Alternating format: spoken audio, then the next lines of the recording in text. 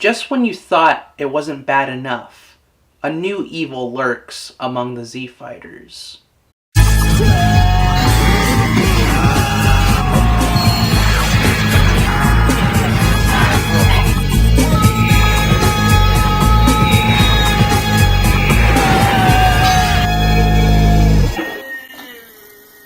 Now, the villain next made things very tense for me to watch as a little boy. He who gave thousands of children nightmares with his first appearance and horror angle, Imperfect Cell.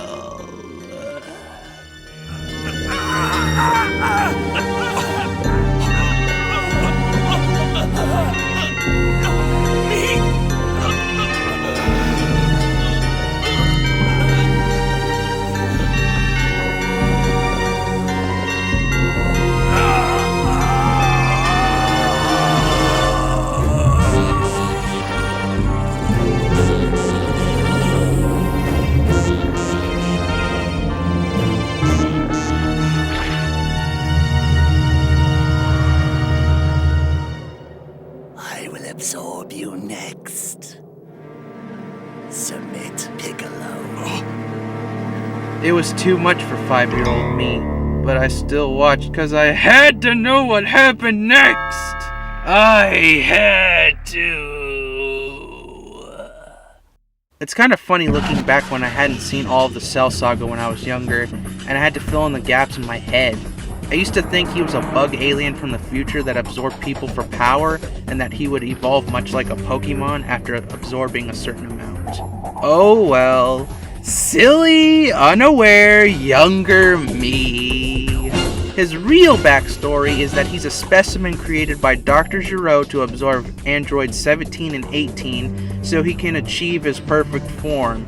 Cell is also made up of most of the Z Fighter's cells, which is where he gets his name.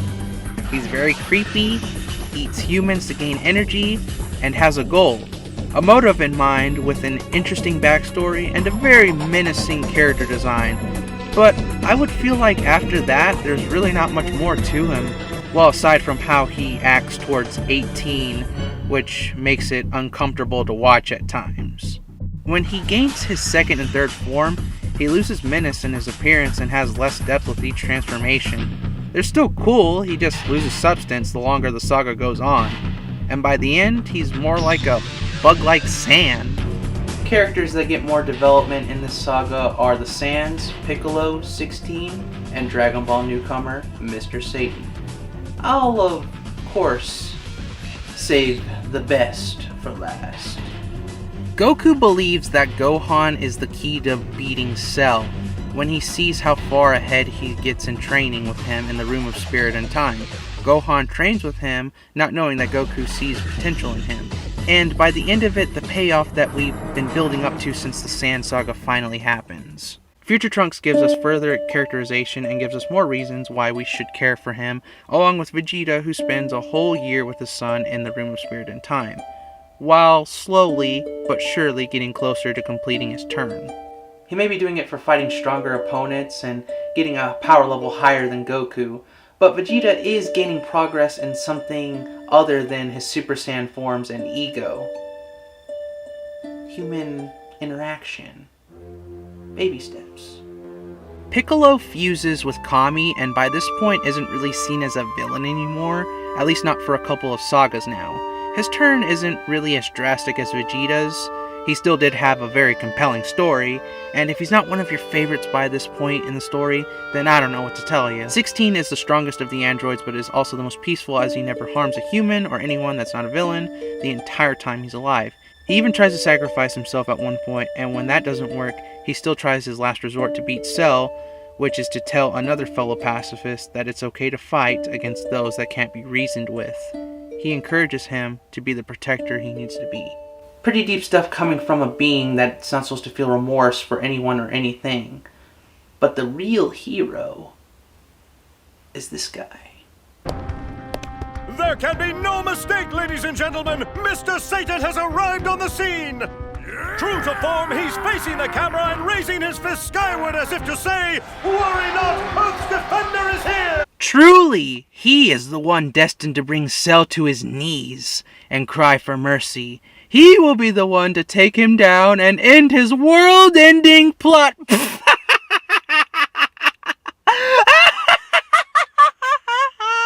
In the third act of this saga, we get this guy right here, Mr. Satan, who is pretty strong for a human and might have put up a good fight against Goku at the very beginning of Dragon Ball, and he just makes a fool of himself for the entirety of the Cell saga. He doesn't know that these guys could destroy planets with a single ki blast if they wanted to.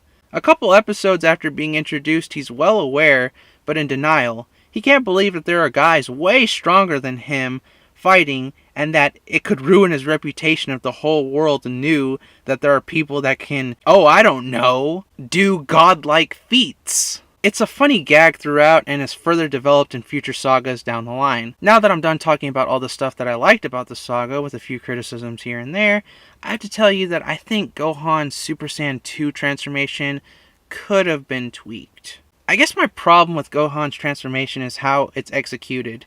He knew that he was training to fight. Did he think he wasn't going to fight Cell? I'm alright with him being a pacifist, but the second Cell doesn't surrender is when he should have powered up.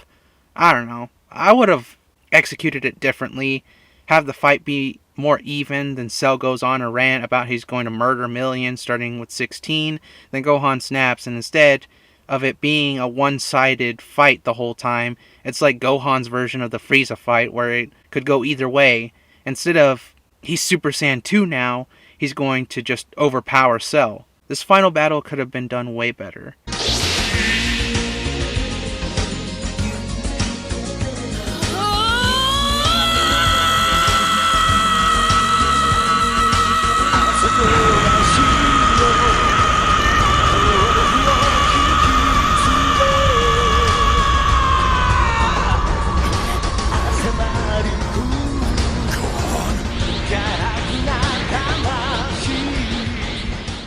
Then Goku and Trunks die and creates a number of new problems. And while both deaths were impactful and the beam struggle is a huge nostalgic memory for me, part of me thinks it could have been better executed.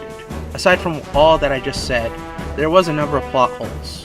Oh my god, were there plot holes. There was one or two instances where future Trunks, who was trying to prevent Cell from attaining his perfect form, and all he had to do is kill 18, which is the whole reason why he traveled to the past in the first place, which is destroy the androids. You're right there. She's right in front of you. Your mother I would know you did it with I would know.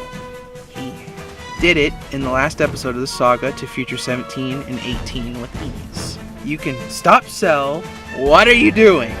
Wait a minute. If he's also on the same level as Vegeta, why doesn't Trunks make quick work of Cell? Well, it breaks down to, I guess you could say, lazy writing. Yeah, lazy writing, in a way. And because the plot demands it happens. And when the plot demands it to happen, it's going to happen whether it makes sense or not.